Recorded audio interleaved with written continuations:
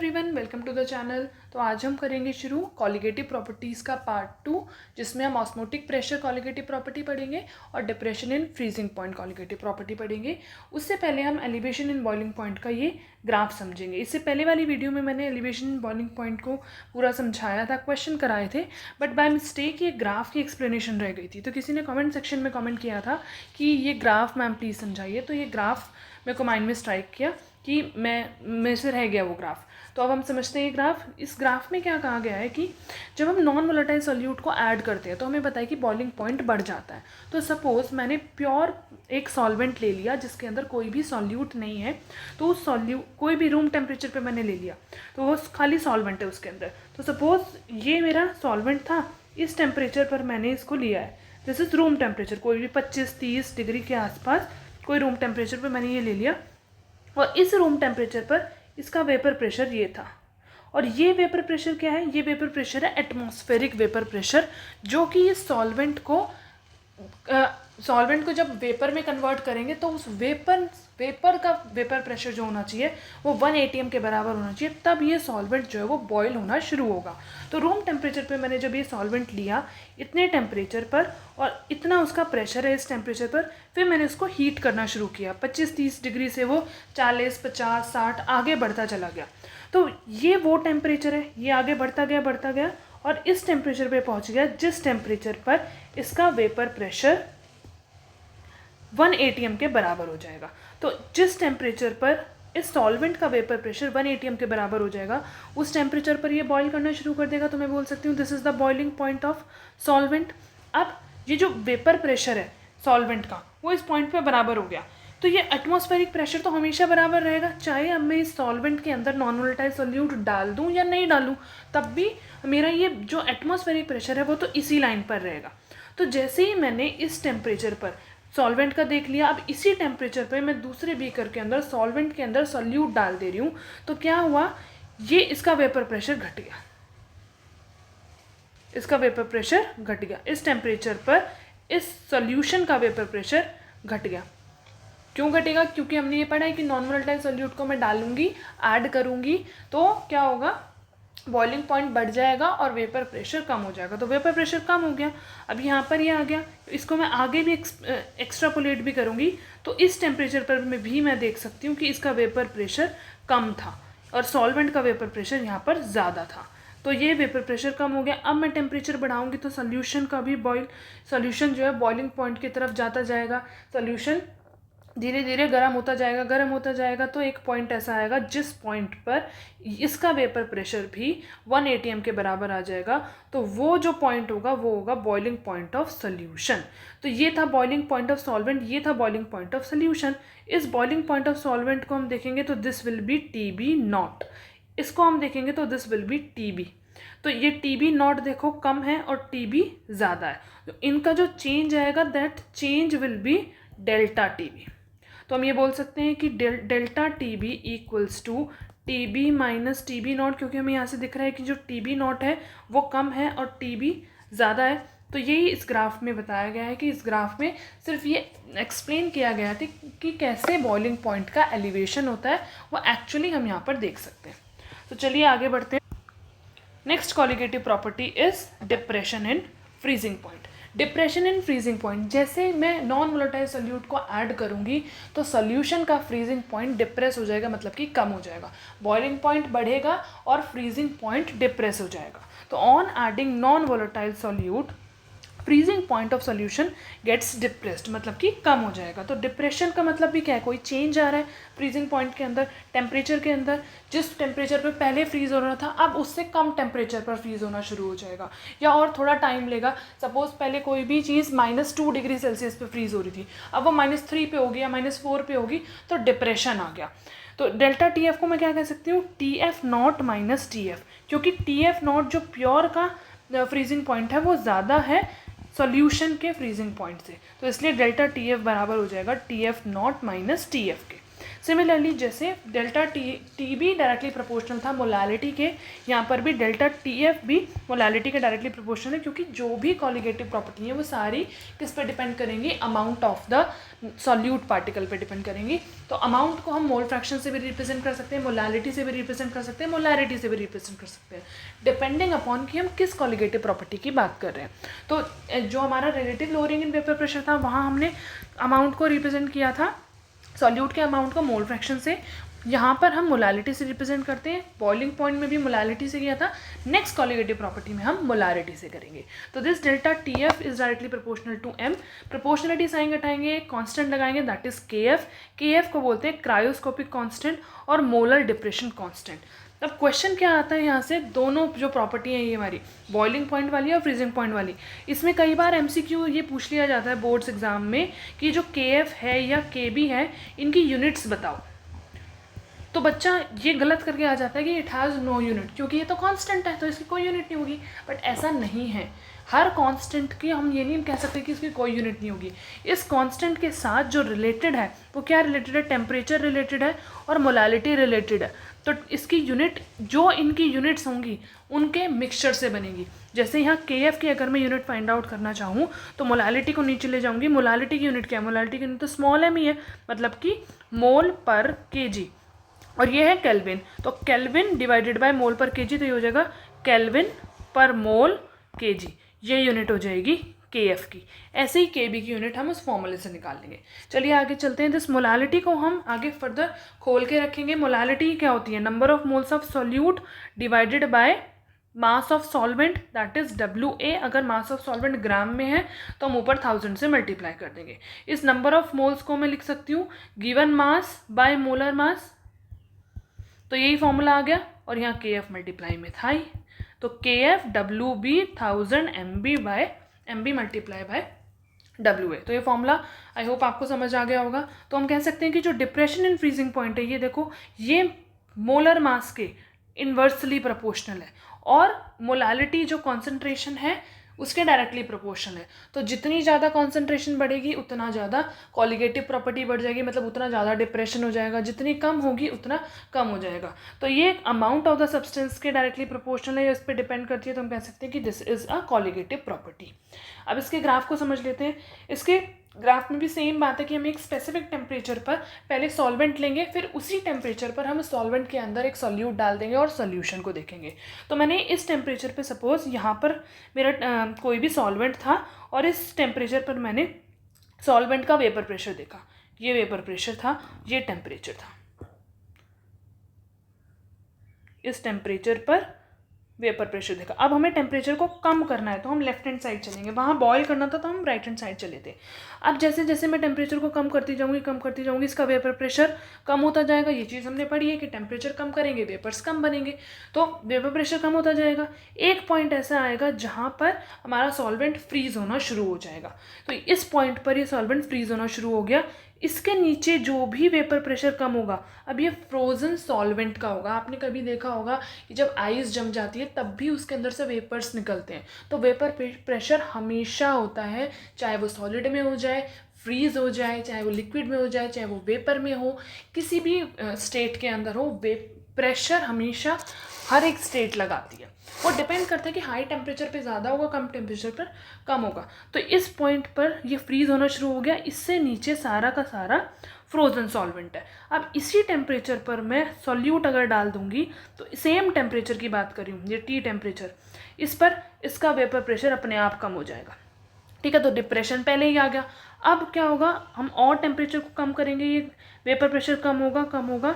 तो ये जो फ्रोज़न सॉल्वेंट है, फ्रोज़न सॉल्वेंट का वेपर प्रेशर हमने आगे ये लाइन क्यों बढ़ाई, क्योंकि हमें ये देखना है कि किस पॉइंट पर जाकर ये सॉल्यूशन इस सॉल्वेंट की तरफ फ्रीज हो जाता है।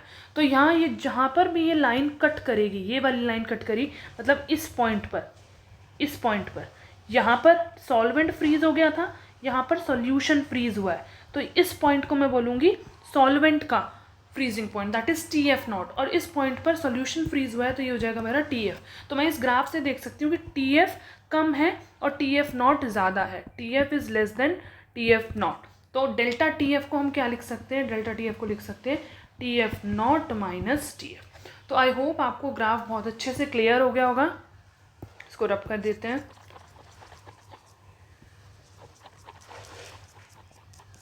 So this is all about the depression in freezing point.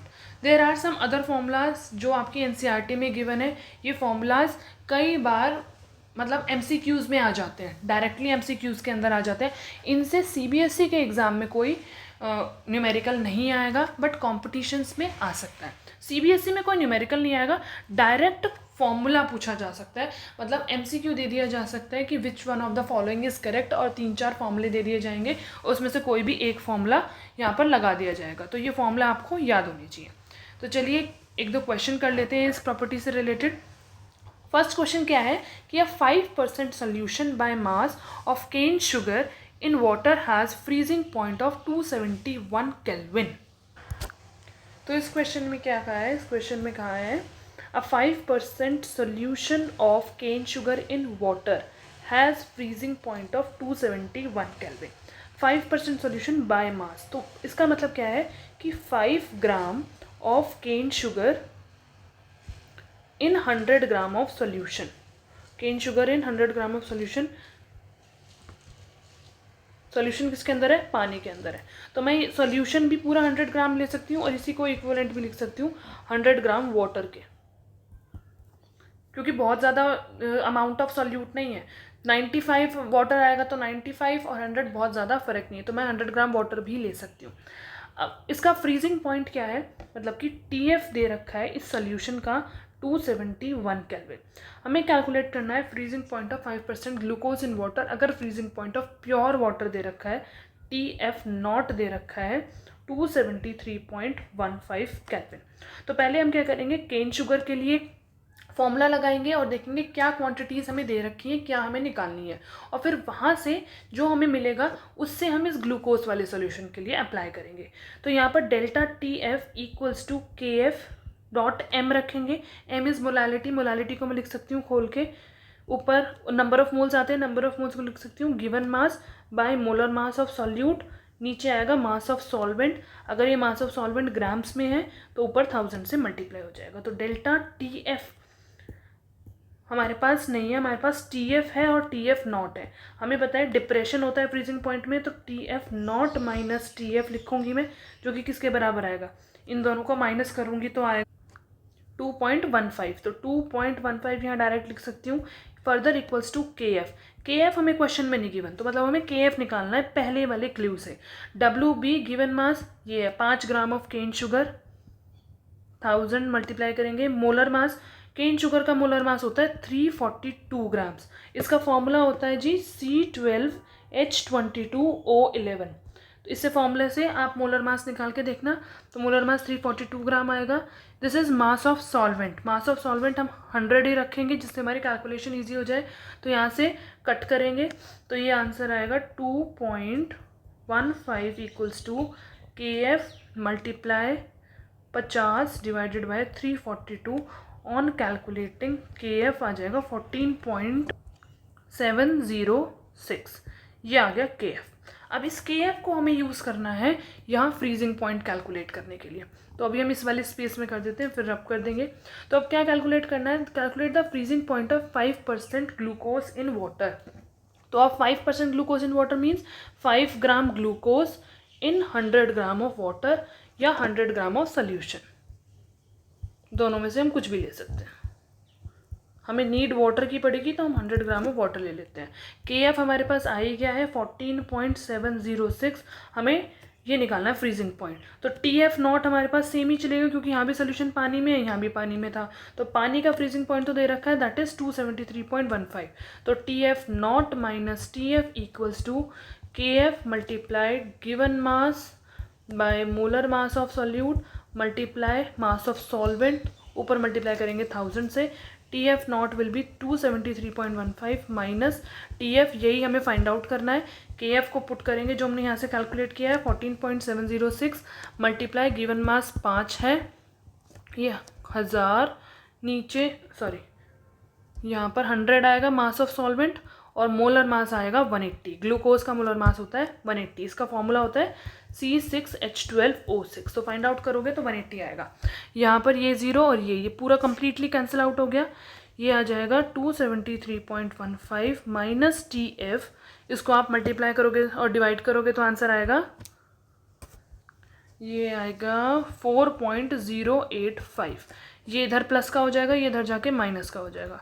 तो 273.15 माइनस 4.085 इक्वल्स टू, ये आ जाएगा अप्रॉक्सीमेट 269.06 के आसपास। तो this is the TF of ये वाला सोल्यूशन 5% ग्लूकोज इन वाटर। तो आई होप आपको समझ आया होगा कहाँ से क्या कैसे अप्रोच लगानी है। तो आप ये नेक्स्ट क्वेश्चन आप खुद करके देखिएगा, नहीं आएगा तो प्लीज़ कमेंट सेक्शन में कमेंट करके बताइएगा कि आपने कर लिया है तो भी येस थम्स अप कीजिएगा, नहीं आया तो भी आप बताइएगा। मैं नेक्स्ट वीडियो में इसको दोबारा सॉल्व करा दूँगी। तो चलिए आगे बढ़ते हैं नेक्स्ट कॉलिगेटिव प्रॉपर्टी के ऊपर। Next is osmotic pressure. तो ऑस्मोटिक प्रेशर कॉलिगेटिव प्रॉपर्टी पढ़ने से पहले ना हमें ये पता होना चाहिए कि ऑस्मोसिस क्या होता है। Osmosis is the process of flow of solvent molecule from its high concentration to its low concentration through a semi permeable membrane. तो यहाँ पर सेमी परमिएबल मेम्ब्रेन बहुत ज़रूरी है। सेमी परमिएबल मेम्ब्रेन का मतलब होता है एक पतली सी मेम्ब्रेन होती है सॉल्यूशन और सॉल्वेंट के बीच में। तो ये मेरा है वाटर मॉलिक्यूल। वाटर मॉलिक्यूल का मतलब है ये सिर्फ और सिर्फ सॉल्वेंट है, यहाँ पर सिर्फ सॉल्वेंट प्रेजेंट है, इसलिए मैंने यहाँ पर इसको ए से रिप्रेजेंट किया है। और यहाँ पर क्या है, सॉल्यूशन प्रेजेंट है। सॉल्यूशन किस किसका है, पानी और सुक्रोज का सॉल्यूशन है। तो हमेशा ऑस्मोसिस क्या होता है, ऑस्मोसिस कुछ नहीं है, एक सॉल्वेंट का फ्लो है। जब मैंने सॉल्यूशन को और सॉल्वेंट को एक सेमी परमिएबल मेम्ब्रेन के थ्रू डिवाइड कर दिया, और ये परमिएबल मेम्ब्रेन इतनी पतली होती है कि इसमें से सॉल्यूट के पार्टिकल्स ट्रैवल नहीं कर सकते। ये देखो जो ये ग्रीन वाले पार्टिकल है ना, ये सॉल्यूट के पार्टिकल है, ये काफ़ी बड़े हैं। और जो ये ब्लू वाले पार्टिकल्स हैं, ये छोटी छोटी जो ब्लू वाले पार्टिकल्स हैं, ये हैं सॉल्वेंट के पार्टिकल। तो इस परमिएबल मेम्ब्रेन से सिर्फ और सिर्फ सॉल्वेंट के पार्टिकल ही पास हो सकते हैं, सॉल्यूट के पार्टिकल पास नहीं हो सकते। तो अब सॉल्वेंट तो यहाँ भी है, यहाँ भी है। तो ऑस्मोसिस प्रोसेस में हमेशा ये होता है कि सॉल्वेंट मॉलिक्यूल तो पास होते हैं, पर सॉल्वेंट मॉलिक्यूल कहाँ से कहाँ पास होते हैं, from its high concentration to its low concentration, अपनी हाई कॉन्सेंट्रेशन से अपनी लो कॉन्सेंट्रेशन पे। तो यहाँ पर आप देखोगे इस वाले कंटेनर के अंदर सॉल्वेंट मॉलिक्यूल ज़्यादा है, तो इधर से इधर सॉल्वेंट का फ्लो होना शुरू हो जाएगा, जो कि आपको डायग्राम में भी दिख रहा होगा। ये एरोज से, ये पिंक वाला जो बड़ा एरो है, यही बताता है कि यहाँ से इधर सॉल्वेंट साइड से सॉल्यूशन साइड पे सॉल्वेंट के मॉलिक्यूल ट्रैवल कर रहे हैं through a semi permeable membrane. इसी प्रोसेस को कहा जाता है ऑस्मोसिस प्रोसेस। अब हमें क्या करना है, अब जो ये जो प्रोसेस है ना ऑस्मोसिस, जो अपने आप होता है, इसकी वजह से क्या है, जो हमारा प्योर कंपोनेंट है वो भी ख़राब हो जाता है। तो हमें प्योर कंपोनेंट तो ख़राब नहीं करना। तो ये अगर हम नहीं चाहते कि ऑस्मोसिस हो, तो हमें क्या करना पड़ेगा, हम सॉल्यूशन साइड पर एक ऐसा प्रेशर लगाएंगे, इतना प्रेशर हम इसमें लगा दें कि जो मॉलिक्यूल इधर से इधर आ रहे हैं उसके फ्लो को वो स्टॉप कर दे। तो वही जो मिनिमम प्रेशर है जो सॉल्वेंट के मॉलिक्यूल को अपनी हाई कॉन्सेंट्रेशन से अपनी लो कॉन्सेंट्रेशन जाने में रोक देता है, उसके फ्लो को स्टॉप कर देता है, उसी को बोला जाता है ऑस्मोटिक प्रेशर। तो आप यहाँ पर देख सकते हो इस वाले डायग्राम में, ये डायग्राम एनसीईआरटी से मैंने उठाया है कि एक कंटेनर के अंदर सॉल्यूशन है, एक कंटेनर के अंदर सॉल्वेंट है, बीच में सेमी परमिएबल मेम्ब्रेन लगी हुई है। यहाँ पर नॉर्मल प्रेशर था, PATM क्या है, नॉर्मल प्रेशर जो एटमॉस्फेरिक प्रेशर है, यहाँ भी वो लगा हुआ था, यहाँ भी वो लगा हुआ था। जब नॉर्मल प्रेशर था तो सॉल्वेंट के मॉलिक्यूल इधर से इधर मूव करना शुरू कर रहे थे। अब इस PATM के साथ साथ मैंने पाई प्रेशर और लगा दिया, तो इस प्रेशर को लगाने से क्या होगा, जो सॉल्वेंट के मॉलिक्यूल इधर आ रहे हैं वो रुक जाएंगे। तो इस फ्लो को रोकने के लिए ही जो प्रेशर लगाया जाता है उसी प्रेशर को कहा जाता है ऑस्मोटिक प्रेशर।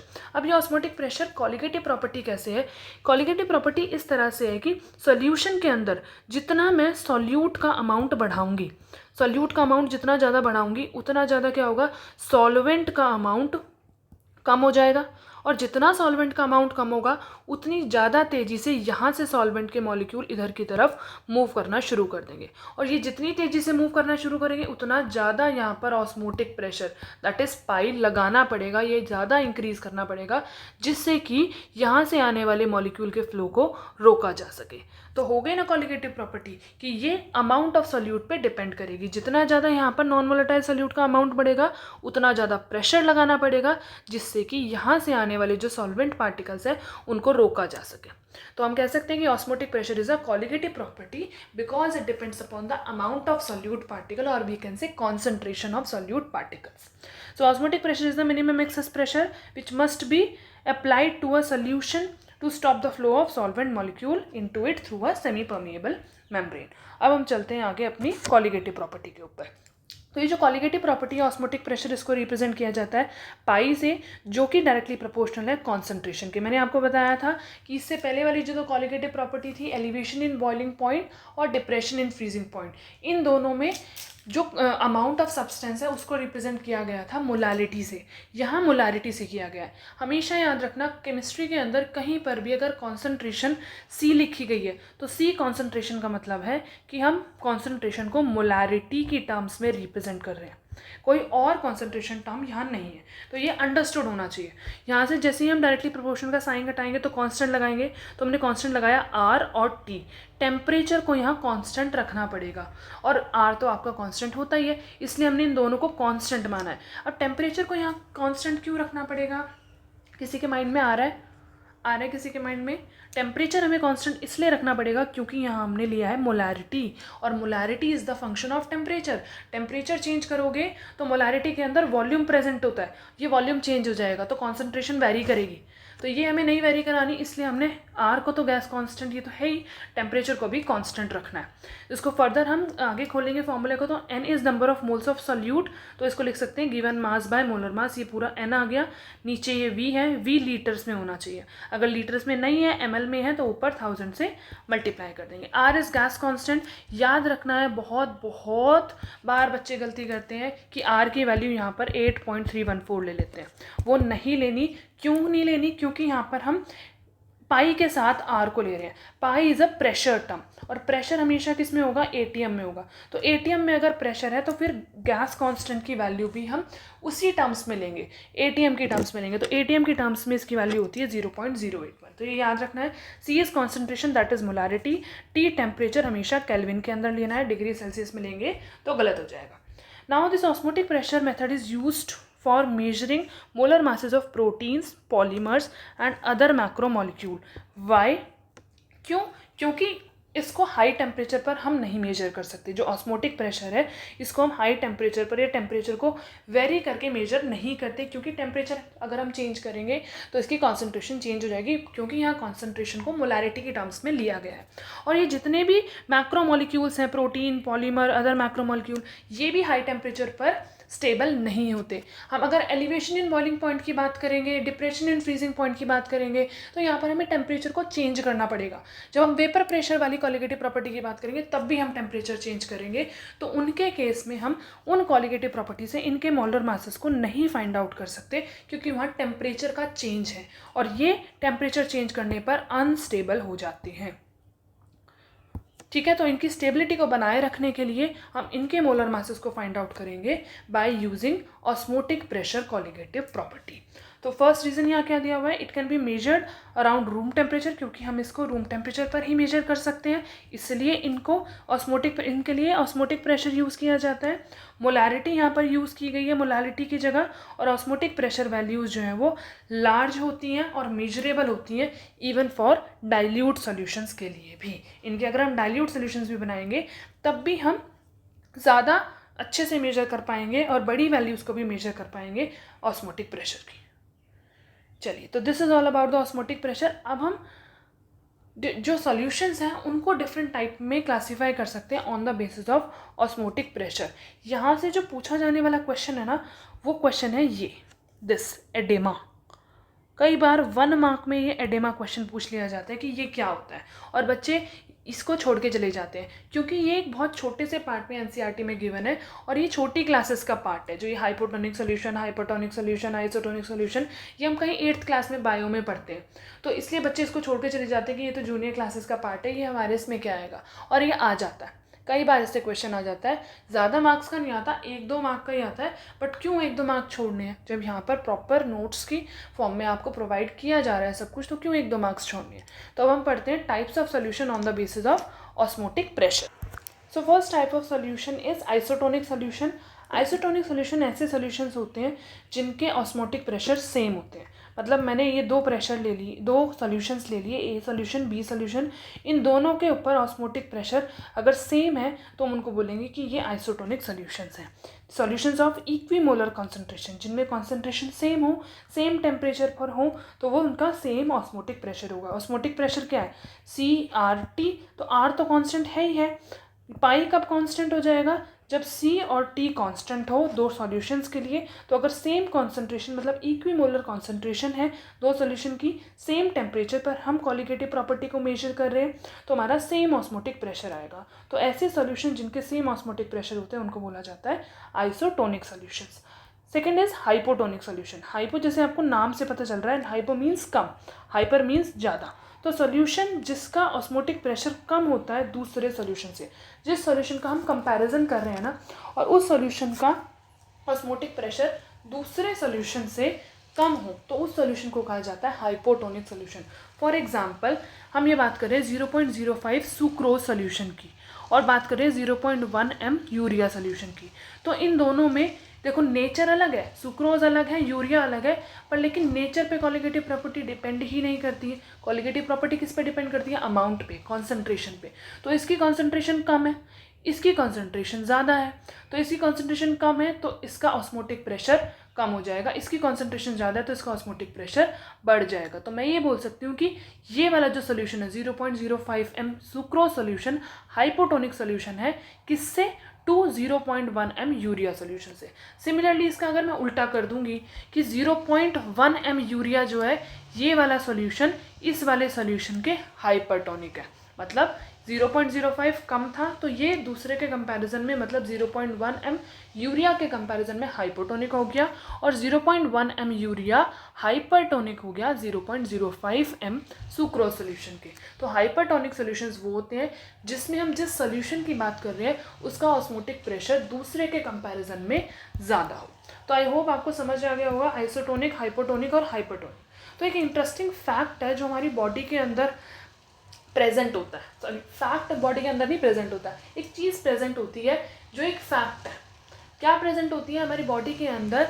जो सोल्यूशन है ना 0.91 mass by volume solution present होता है NaCl का। ये आइसोटोनिक है। जो फ्लूइड्स हमारी बॉडी के अंदर है, फ्लूइड्स मतलब ब्लड हमारी बॉडी के अंदर, प्लाज्मा, ये जो हमारी बॉडी के अंदर फ्लूइड्स प्रेजेंट है ना, उन फ्लूइड्स से 0.91% सोल्यूशन ऑफ NaCl आइसोटोनिक है। हमारी बॉडी के अंदर जो NaCl है उसकी कॉन्सेंट्रेशन इतनी है और हमारे फ्लूइड्स के अंदर भी इतनी है। तो जो हमारी बॉडी के अंदर ब्लड फ्लो कर रहा है, प्लाज्मा फ्लो कर रहा है, तो उसमें अगर फ्लूइड की NaCl की कॉन्सेंट्रेशन इतनी रहती है तो हमारा बिल्कुल सही चलता है, हमारे फ्लो सब कुछ ठीक चलता है, कोई प्रॉब्लम नहीं आती, ब्लड वेजल्स में कोई प्रॉब्लम नहीं आती, कुछ नहीं होता, बिल्कुल हेल्दी एंड फिट होता है ह्यूमन बीइंग। बट अगर हमने कोई इनटेक ऐसा कर लिया जिस इनटेक में या तो 0.91% से कम NaCl सॉल्यूशन की कॉन्सेंट्रेशन है, या फिर उस इनटेक के अंदर NaCl की कॉन्सेंट्रेशन 0.91 से ज़्यादा है, तो क्या होगा? जैसे सॉल्यूशन जिनकी कॉन्सेंट्रेशन इससे कम होगी तो वो सॉल्यूशन कैसे हो जाएंगे? ज़्यादा होगी वो हो जाएंगे हाइपरटोनिक, और जिन सॉल्यूशन की कॉन्सेंट्रेशन इस कॉन्सेंट्रेशन से कम होगी तो वो हाइपोटोनिक सॉल्यूशंस हो जाएंगे। इससे होगा क्या? जब हाइपरटोनिक सॉल्यूशन होगा मतलब कि जो हमारी ब्लड वेजल्स हैं उन ब्लड वेजल्स के अंदर ज़्यादा पानी है और बाहर की तरफ जो सोल्यूशन है उसकी कॉन्सेंट्रेशन ज़्यादा हो गई, तो मतलब कि ये सेमी परमिएबल मेम्ब्रेन है। यहाँ पर हमारे बॉडी का फ्लूइड है, इस बॉडी के फ्लूइड के अंदर कॉन्सेंट्रेशन है 0.91% NaCl की, या सॉरी 0. गायब हो गया, चलो दोबारा करते हैं। ये हमारा सेमी परमिएबल मेम्ब्रेन है, यहाँ पर फ्लूइड है, इस फ्लूइड में जो कॉन्सेंट्रेशन है सॉल्यूशन की वो है 0.91%। अब जो बाहर से इनटेक हुआ है उसकी कॉन्सेंट्रेशन अगर 0.91% रहती है तो कोई प्रॉब्लम नहीं है। अगर इसकी कॉन्सेंट्रेशन 0.91% से ज़्यादा है, जो बाहर से इनटेक हुआ है उसकी 0.91% से ज़्यादा है, तो इसका मतलब क्या है? यहाँ सॉल्यूशन ज़्यादा होने का मतलब क्या है कि यहाँ सॉल्यूट पार्टिकल बढ़ गए। सॉल्यूट पार्टिकल कंसंट्रेशन बढ़ने का मतलब क्या है? सॉल्यूट पार्टिकल बढ़ गए, और अगर सॉल्यूट पार्टिकल बढ़ गए यहाँ पर तो इधर सॉल्वेंट पार्टिकल ज़्यादा है, तो क्या होगा? ऑस्मोसिस प्रोसेस होगा, और ऑस्मोसिस प्रोसेस में क्या होगा?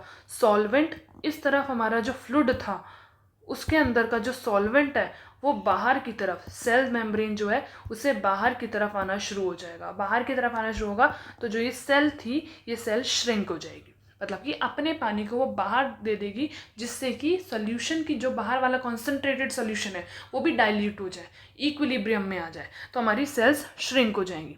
सेकेंड केस आता है कि अगर हमारे बॉडी के अंदर जो NaCl की कॉन्सेंट्रेशन है वो इससे कम हो जाए, या ऐसे सोल्यूशन जिनकी कॉन्सेंट्रेशन इससे कम हो जाए, तो जो सेल्स रखी हैं इस सोल्यूशन के अंदर वो क्या करेंगी, जो बाहर की तरफ, अब बाहर की तरफ सॉल्वेंट ज़्यादा है क्योंकि कॉन्सेंट्रेशन कम है तो सॉल्वेंट ज़्यादा हो गया, तो सॉल्वेंट के पार्टिकल्स सेल मेम्ब्रेन के अंदर घुसना शुरू कर देंगे। अंदर घुसना शुरू करेंगे तो सेल मेम्ब्रेन फूल के इतनी बड़ी हो जाएगी, तो सेल स्वेलअप हो जाएंगी। तो इन केसेस में जब सेल्स स्वेलअप हो जाती हैं, उस कंडीशन को, जो सेल्स की पफीनेस है, फूल जाना है उनका, उस पफीनेस की कंडीशन को ही एडेमा बोला जाता है। And this is a medical condition जो कि बहुत पेनफुल होता है। इनके केसेस में कई बार ऐसा होता है कि अगर कॉन्सेंट्रेशन बाहर का जो सोल्यूशन है वो बहुत ही कम है, तो उनके केसेस में ऐसा हो जाता है कि सोल्यूशन जो सेल्स हैं उनके अंदर बहुत ज़्यादा पानी भर जाता है, और बहुत ज़्यादा पानी भर जाने की वजह से ये सेल्स रप्चर भी हो सकती हैं, बर्स्ट भी हो सकती हैं। तो ये एडेमा मेडिकल कंडीशन जनरेट हो जाती है जो बहुत पेनफुल होती है, और इसको अवॉइड करने के लिए हमें अपने बॉडी सेल्स के अंदर ये सोल्यूशन की कॉन्सेंट्रेशन को मेंटेन रखना होता है। इसीलिए कई ऐसे एडवाइस दी जाती हैं कि हमें बहुत ज़्यादा नमक नहीं खाना चाहिए, उन पर्सन को बहुत ज़्यादा नमक नहीं खाना चाहिए जिनका ब्लड प्रेशर ज़्यादा रहता है। क्यों नहीं खाना चाहिए, चलिए आगे देखते हैं। There are some curious questions. पहले ये वाला क्वेश्चन करेंगे जो मैंने अभी आपको पूछा कि a person suffering from high blood pressure is advised to take minimum quantity of common salt. Why? क्यों? क्योंकि अगर हम क्वांटिटी ऑफ कॉमन सॉल्ट को ज़्यादा लेंगे तो that common salt is solute particle, और सोल्यूट पार्टिकल ज़्यादा होने की वजह से क्या होगा, ऑस्मोटिक प्रेशर बढ़ जाएगा। जो हमारी बॉडी के अंदर सेल्स में जो ऑस्मोटिक प्रेशर लग रहा है वो ऑस्मोटिक प्रेशर बढ़ जाएगा कि सॉल्वेंट के मॉलिक्यूल्स जो हैं वो सेल्स के अंदर ज़्यादा मूव ना कर पाए। तो ऑस्मोटिक प्रेशर अगर बढ़ गया ब्लड सेल्स के अंदर तो क्या होगा, सेल्स रप्चर हो सकती हैं, सेल्स फट सकती हैं। तो इसलिए ये एडवाइस किया जाता है कि जिनका हाई ब्लड प्रेशर है, हाई ब्लड प्रेशर का मतलब क्या है, ऑलरेडी ब्लड में प्रेशर उनका ज़्यादा है, और मैं जितना बाहर से इनटेक बढ़ाऊंगी सोल्यूट पार्टिकल का, तो सोल्यूट पार्टिकल बढ़ने पे कॉलिगेटिव प्रॉपर्टी बढ़ जाएगी, मतलब कि ऑस्मोटिक प्रेशर बढ़ जाएगा। ऑस्मोटिक प्रेशर बढ़ेगा तो पहले ही हाई ब्लड प्रेशर था, अब ये भी बढ़ गया, तो सेल्स जो है वो रप्चर हो सकती हैं, फट सकती हैं। इसलिए ये एडवाइस किया जाता है कि उनको हम ज़्यादा इनटेक ऑफ NaCl या कॉमन सॉल्ट ना रखें। सेकेंड इसका क्वेश्चन है, सॉल्ट वाटर फिश जो है वो मर जाती हैं जब उनको सडनली फ्रेश वाटर एक्वेरियम के अंदर लाया जाता है। क्यों मर जाती हैं? Water from aquarium moves inside the cell membrane. जब हम सॉल्ट वाटर से और फ्रेश वाटर के अंदर लेके आएंगे तो जो फ्रेश वाटर है, फ्रेश वाटर में तो सिर्फ क्या है, सॉल्वेंट के पार्टिकल हैं, और जो पहले वाला पानी था मतलब कि सॉल्ट वाटर था, वो सॉल्ट वाटर उनकी ब्लड सेल्स के अंदर है। तो यहाँ पर क्या हो जाएगा, जैसे ही मैंने इसको इसके अंदर डाला तो फ्रेश वाटर के अंदर सॉल्वेंट ज़्यादा होने की वजह से सॉल्वेंट के पार्टिकल इधर की तरफ मूव करना शुरू करेंगे, इधर की तरफ मूव करना शुरू करेंगे, तो इनकी जो ब्लड सेल्स है उनके अंदर पानी ज़्यादा भर जाएगा, तो इनकी ब्लड सेल्स स्वेलअप हो जाएंगी। स्वेलअप होने के बाद अगर और ज़्यादा ऑस्मोसिस चलता रहा, फ्रेश वाटर उनकी सेल मेम्ब्रेन के अंदर जाता रहा, तो वो सेल्स रप्चर हो जाएंगी। सेल्स जैसे ही फट जाएंगी वैसे ही फिश की मौत हो जाएगी। तो ये दो क्यूरियस क्वेश्चंस थे जो आपकी मर्ज़ी, आप याद रख सकते हो। अगर आपको टॉपर बनना है, आपको सारी चीज़ें नॉलेज के अंदर रखनी है, तो आप इसको रख सकते हो, जो कि ये दोनों क्वेश्चंस आपके डेली लाइफ पे बेस्ड है। आगे लास्ट एक छोटा सा प्रोसेस है, दैट इज़ रिवर्स ऑस्मोसिस। फिर हमारी चारों कॉलिगेटिव प्रॉपर्टी डन हो जाएंगी। कॉलिगेटिव प्रॉपर्टी तो डन हो चुकी है। ये एक सिंपल एक प्रोसेस है जो ऑस्मोसिस प्रोसेस है। ये ऑस्मोसिस प्रोसेस क्या करता है, मैंने आपको पहले भी बताया था कि ये प्रोसेस प्योर कंपोनेंट को भी ख़राब कर देता है। तो प्योर कंपोनेंट हमारा ख़राब ना हो, या हमें अगर इम्प्योर कंपोनेंट को प्योर बनाना है तो हम कैसे बनाएं, जैसे कि डीसैलिनेशन ऑफ वाटर होता है। डीसैलिनेशन ऑफ वाटर के अंदर ये प्रोसेस ही यूज़ किया जाता है। तो क्या प्रोसेस होता है ये? जनरली ऑस्मोसिस क्या होता है कि मैंने एक कंटेनर के अंदर बीच में सेमी परमेबल मेम्ब्रेन लगा दी, यहाँ पर मेरा सॉल्वेंट है A लगा दिया मैंने, और सॉल्यूशन को मैंने ये नाम दे दिया। तो यहाँ से क्या होगा, ये मॉलिक्यूल्स इधर की तरफ मूव करना शुरू करेंगे, तो ये वाला पानी भी सारा का सारा गंदा हो जाएगा इधर की तरफ जाके। तो यहाँ पर हम क्या करते हैं, ऑस्मोटिक प्रेशर लगा देते हैं और इसके सॉल्वेंट के फ्लो को रोक देते हैं। तो ऑस्मोटिक प्रेशर क्या है, मिनिमम प्रेशर है जो हमें चाहिए यहाँ सॉल्वेंट के फ्लो को रोकने के लिए। अगर हम इस ऑस्मोटिक प्रेशर से ज़्यादा प्रेशर लगा दें सॉल्यूशन की साइड तो क्या होगा, रिवर्स प्रोसेस चलना शुरू हो जाएगा कि जो इस सॉल्यूशन के साइड पे सॉल्वेंट मॉलिक्यूल्स हैं वो अब इस तरफ मूव करना शुरू कर देंगे। अगर ये सॉल्यूशन के पार्टिकल इस तरफ मूव करना अगर शुरू कर देते हैं तो इसी प्रोसेस को बोला जाता है रिवर्स ऑस्मोसिस।